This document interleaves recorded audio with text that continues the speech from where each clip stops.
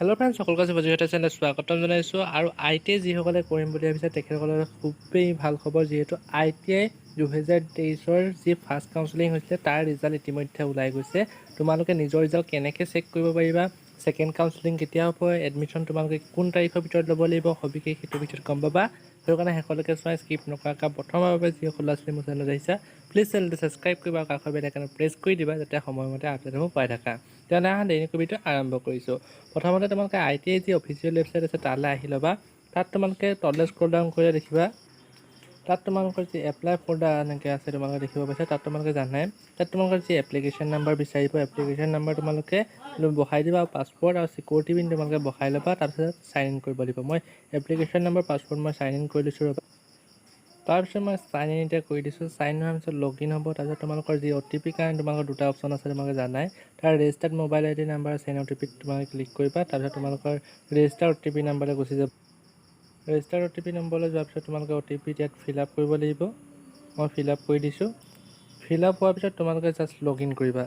লগ in হোৱাৰ পিছত তোমালোকে অলপ তললৈ স্ক্ৰল ডাউন কৰিবা, আৰু তাত তোমালোকে দেখিব পাবা যি তোমালোকৰ কেণ্ডিডেট প্ৰফাইল আছিলে, এভেইলেবল চইচ আছিলে, চইচ ফিলিং এণ্ড লকিং আছিলে, তাৰ তলত তোমালোকৰ চিট এলটমেণ্ট ৰিজাল্ট আহি গৈছে।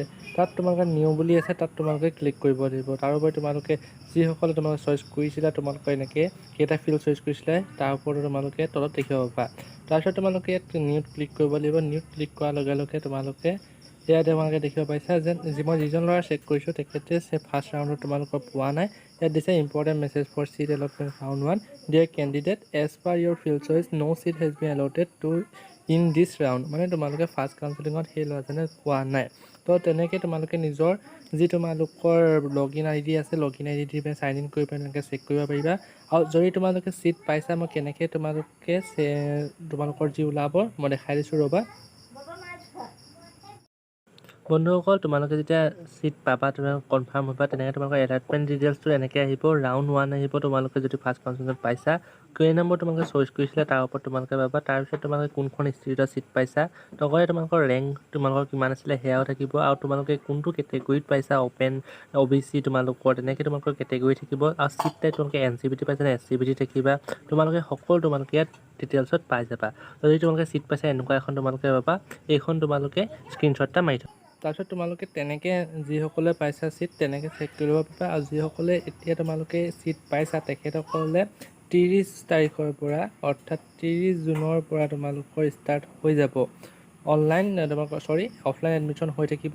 আৰু তোমালোকৰ 4 জুলাইলৈকে তোমালোকৰ চলি থাকিব অফলাইন তোমালোকৰ এডমিশ্যন চলি থাকিব। এইকেইদিনত তোমালোকে ফিজ পে'মেণ্ট কৰি পিনে তোমালোকে গভৰ্ণমেণ্ট ITIত যদি পাইছা, গভৰ্ণমেণ্ট ITIত তোমালোকে ল'ব পাৰা। যদি 1 year কোৰ্চ হয় তোমালোকে 2000 rupees এডমিশ্যন ফিজ দিব লাগিব। আৰু যদি তোমালোকে 3 years কোৰ্চ হয় 2 years কোৰ্চ হয় তেনেহ'লে তোমালোকৰ 3000 rupees পে' কৰিব লাগিব। তো ইমানে আছিলে। যদি ভিডিঅ'টো চাই ভাল পাইছা লাইক কৰিবা, কমেণ্ট কৰিবা, চেনেলটো যদি ছাবস্ক্ৰাইব কৰা নাই ছাবস্ক্ৰাইব কৰিবা। আজিলৈ আহিছোঁ, ধন্যবাদ। আৰু কিবা যদি সুধিবলগীয়া আছে কমেণ্ট কৰিবলৈ পাহৰি নাযাবা। আজিলৈ আহিছোঁ, ধন্যবাদ।